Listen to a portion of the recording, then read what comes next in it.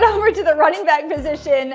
We like a Tampa Bay Buccaneer. Now, we've talked all season long, especially the last few weeks, about having insurance for guys that go on the COVID list. Well, a lot of those COVID list guys are coming back, but one person we know isn't coming back, Leonard Fournette. Right, Ronald Jones he's a virtual must start this week against the Jets.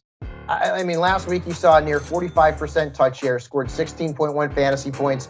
And now you've got a matchup against literally the worst run defense in the National Football League. They've given up 26 touchdowns and nearly 34 fantasy points per game to running backs. I mean, if I'm playing in a DFS tournament, I may even look at Keyshawn Vaughn at this point. The Jets are bad. Rojo is a very good play. And we're going to stick with another running back who, well, hasn't had a whole lot of value for the majority of the season like Rojo, but suddenly he's come on. And that's Devin Singletary. Like, don't look now, but he's had a really good hot streak, 14-plus fantasy points in 3 straight games. During that time, he's really dominated the backfield touches for the Bills. Matt Breida was a healthy scratch last week. Zach Moss was active, but he barely touched the football. The Falcons have allowed the 9th most fantasy points to running back since week 9. So Devin Singletary is a very solid RB2 or flex. I also like Javonte Williams and Darrell Williams, assuming Clyde Edwards-Helaire is a no-go this week against the Bengals.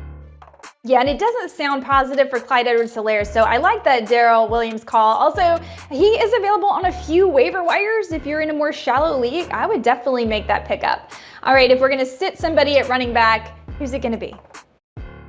These are more of a, hey, beware these players, right? Like Antonio Gibson, I get it. You probably got to play him.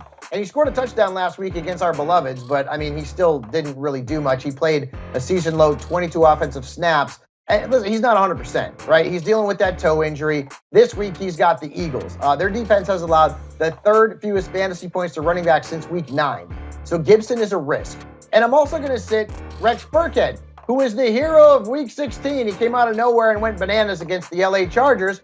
But I just feel like you're chasing the points, right? I mean, the Niners defense has been tough on running backs. In fact, they've allowed just one running back to score more than 8.8 fantasy points against them in their last 4 games. So I understand that Burkhead had a big game last week and David Johnson's on the COVID list, but I can't trust him. I just can't do it unless I'm desperate for a flex. I'd also be fading Deonta Foreman this week.